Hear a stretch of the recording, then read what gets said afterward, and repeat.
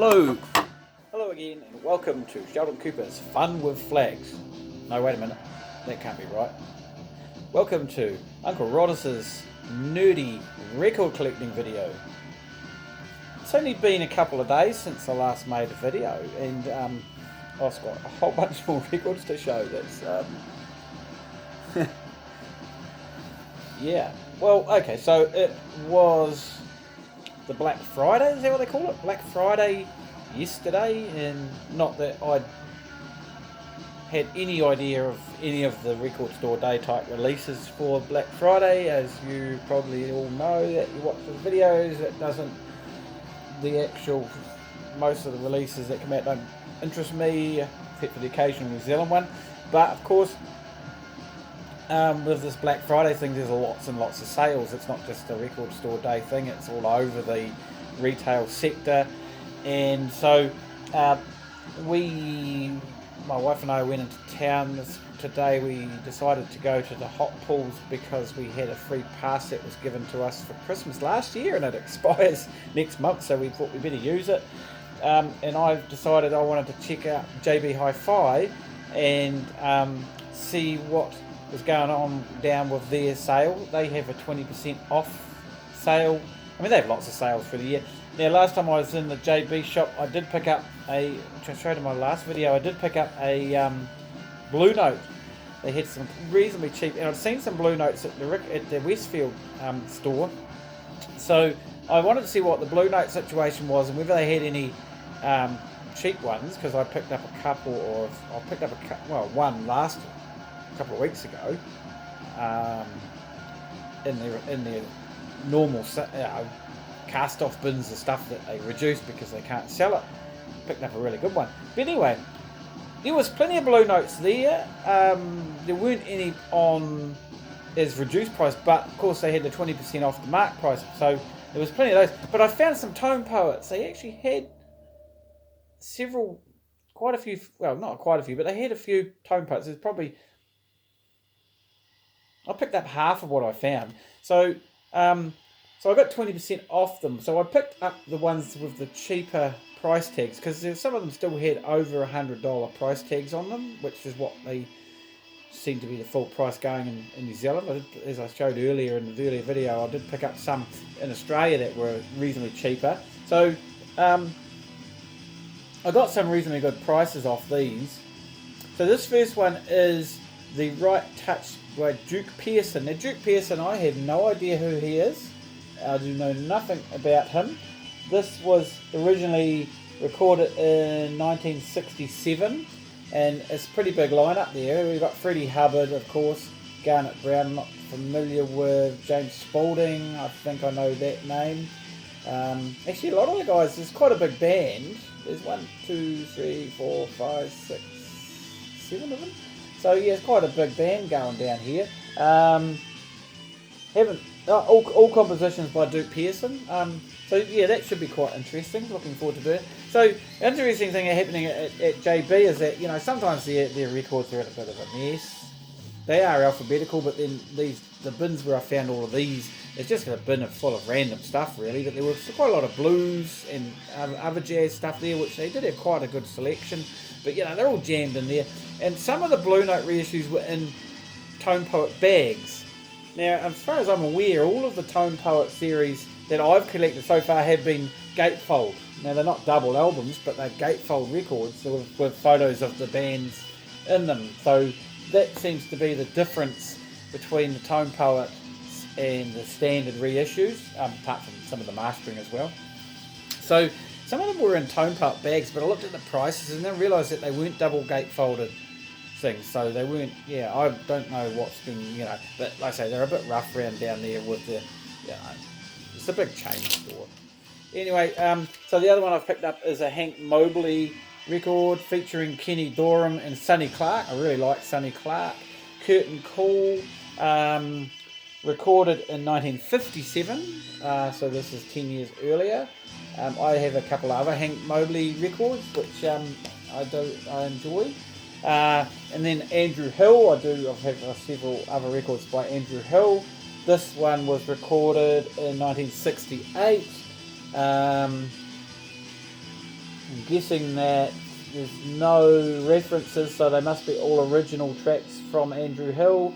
Joe Farrell I'm quite familiar with. Don't know many of the other names on that one. Who was playing with Hank Mobley? Kenny Dorham, that's right. Sonny Clark, Art Taylor on drums, and Jimmy Ralsett on bass. I don't know those two names.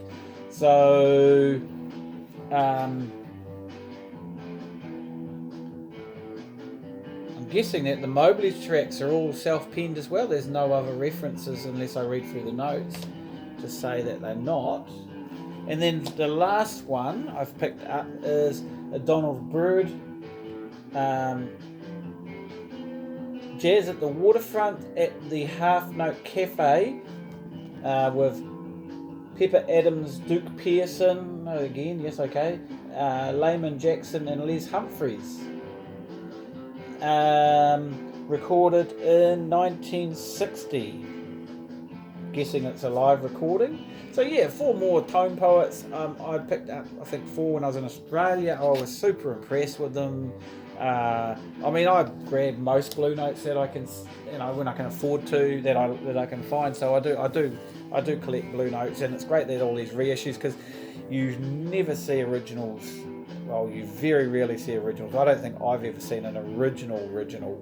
I've seen earlier represses from the 90s. I've got a few of those, and some of them even from the 70s, but I've got a couple of those, but I don't think I've ever seen an original. So the other day I spotted on Facebook a compilation of New Zealand music that had popped up that some people had purchased, and I didn't know anything about it was coming out at all. Not up with everything, unfortunately. Now, the Ride On Super Sound is a little boutique, kind of volunteer-run shop. It's not really a profitable business. It's run by a bunch of enthusiasts. They do comics, they do zines, and they do records. No CDs that I recall. Was there CDs? I frequented them a wee while when they used to have their shop next to one of the venues where I go to see a lot of live music. Saying that, I don't go to that venue so often anymore. A lot of the bands that I like to see don't seem to be playing there anymore. They still have a lot of live music there, but just from bands I don't know. Anyway, I've been meaning to get up to the shop, but it's in a really stupid place, and because it's not a, profit-making business per se as such, it's really a part-time thing, and it's not open often. So it's not open Monday, Tuesday, Wednesdays, and it's open from 3 o'clock till 7 or 8 o'clock during the later parts of the week, and then it's open from 12 till 5 on the weekends. So not hours that are very conducive to me being in town. Anyway, I finally got to them because they had a copy of this, which is playing behind me in the background, South Pacific Surf Trash. Now, apparently this was a compilation that came out on Stink Magnetic. Now, I have a couple of other Stink Magnetic compilations. One's a various artists compilation, and one's a compilation just from the one band, the Tape Man, I think it was. Really cool. This is really, really cool rockabilly, surfabilly, really authentic sounding. Some of it. It's really, really good. I'm really enjoying it. I do like this stuff. So yeah, pick this up. They held it for me. So it's the first time I've been into their new shop, which they've actually not that new because they've been there a couple of 3 years, I suppose now, maybe longer. So I went in there especially to get that, but it was nice to go into the shop again, and I say it's been a few years, and I had a look through around there, and I thought, well, I've got a little bit of budget I can spend there. So I picked up some other stuff that was, there.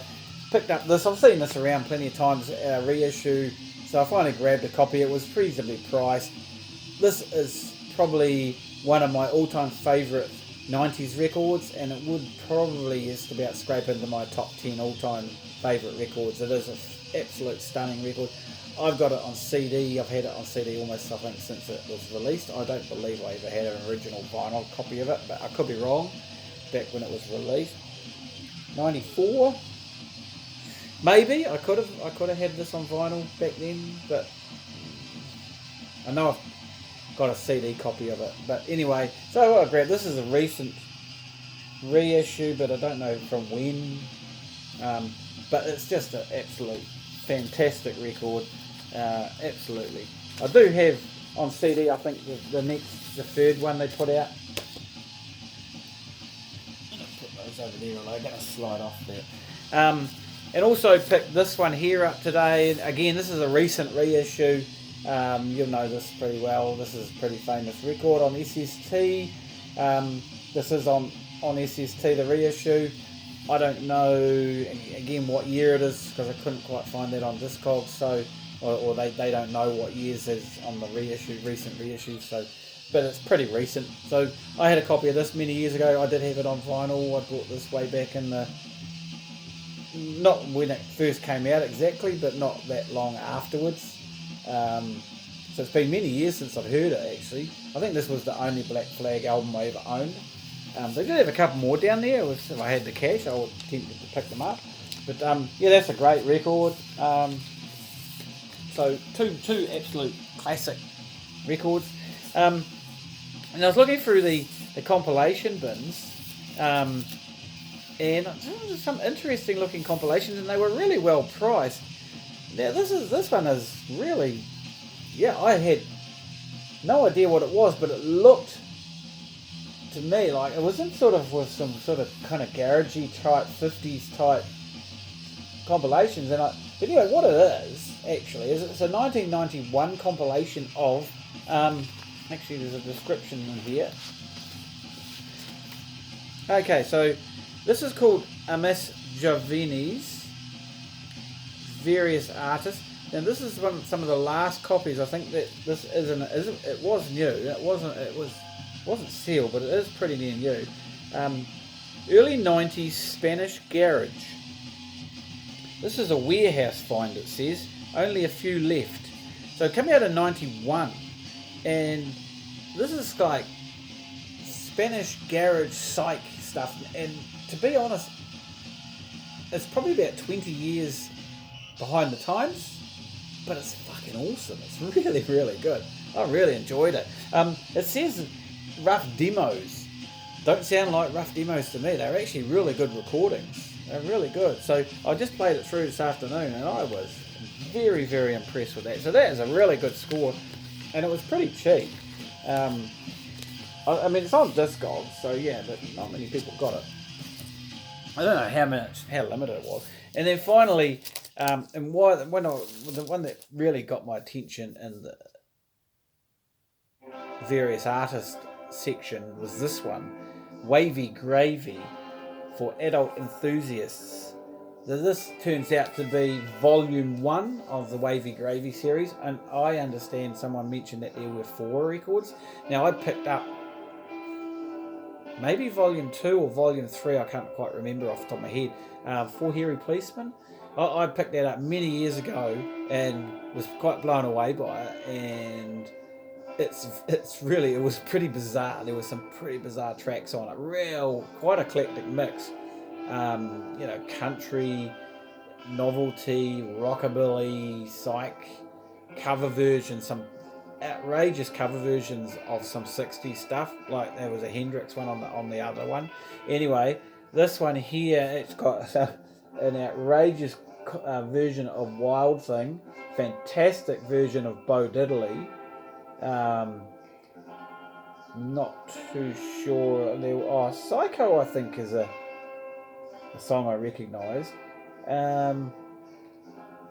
There's some really bizarre music on here, and in between each tracks they have a promo sound clip from a promo for some really outrageously low budget, trashy 50s, maybe early 60s kind of sexploitation movies, you might call them, or horror movies or sci-fi. Most of the ones on this appear to be some sort of sexploitation movies. There's lots of sexy sounding women or woman exploitations. They sound very, very trashy. Might have to track some of them down and see if any of them are online. But some of the songs on this are absolutely hilarious. And yeah, I think this might even be better than the volume I've got, even though I really enjoy that volume. So that's not a bad haul today, to be honest. I've been absolutely impressed by pretty much all of them. I mean, obviously two bona fide classics that I'm really familiar with, and this one, Volume 1. But that other compilation really blew me away. I was really impressed. Will sit well with my other two Spanish compilations of actual site from the early 70s, which I've got late 60s, early 70s. So it's quite interesting that, like I say, that the style of music, obviously the recordings sound like they are, 90s or late 80s, but they certainly don't sound like demos. They sound a lot better quality than that. But there's a couple of cover versions of songs I kind of recognise, but sung in Spanish. So yeah, really impressed with that, and really, really impressed with this. So that's cool. This is like, say, the second. So I think this compilation came out on CD, but I can't figure out which CD on the Discogs from Stink Magnetic. Maybe they changed the name of it, the South Pacific Surf Trash. Maybe it's under a different name on the CD. This is released by some outfit called Bachelor Records out of Austria. From memory, there was a few other rockabilly type stuff from New Zealand that was released from in a European label as well. So they seem to be quite taken with that sort of music. This is all fairly old stuff, probably from, don't know what year, early 2000s maybe. Originally reissued, released by Stink Magnetic Records in Aotearoa, New Zealand. This version is the only vinyl version of this record taken from previously released or unreleased recordings from Stink Magnetic. Well, maybe it's not an actual compilation they'd already released. Maybe it's a compilation of the Stink Magnetic tracks. I don't know. I'm not 100% sure. Can't find it on Discogs as of yet. Anyway, that's me. I shall move on. It's actually getting late and I should go to bed. It's been a bloody big day. We had a really good day. So, anyway, we'll see you next time. Cheers.